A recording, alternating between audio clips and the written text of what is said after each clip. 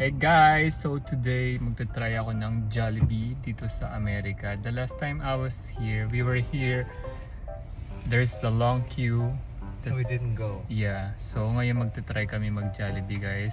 Tignan natin kung same ba yung Jollibee chicken sa chicken sa Philippines. So eto yung Jollibee dito guys.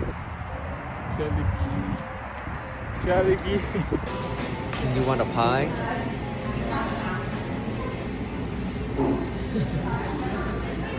Okay guys, eto na po ang ating Jollibee. So, meron akong chicken dito and meron siyang kasamang, what do you call this? Biscuit. Then, nag-order kami ng ube pie. Kasi wala namang ube pie sa Philippines. And meron ako ditong rice. And I have here, ala English, pineapple juice. So, try na natin yung chicken kung crispy talaga siya. I was expecting like a bigger chicken.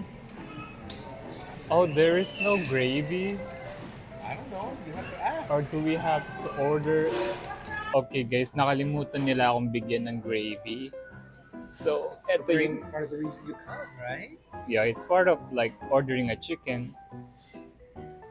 So, yeah. Especially with dip. Try na natin siya. Ang chicken ng Amerika, Jollibee chicken.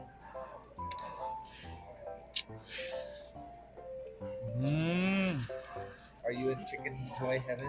Yeah. Masarap siya guys. Pero parang mas maalat siya kesa sa chicken ng Philippines. Masarap naman siya, pero hindi siya masyadong crispy. Close enough to be back home? It's a little bit more salty. Try natin yung French fry. Instead of rice, meron siyang kasamang biscuit.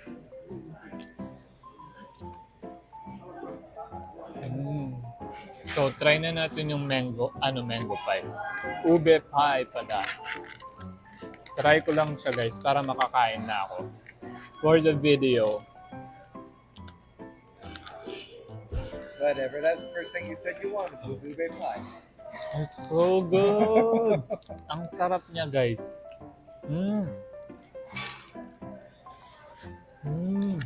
It's really good. Ang sarap ng ube pie. Sana merong ganyan sa Philippines.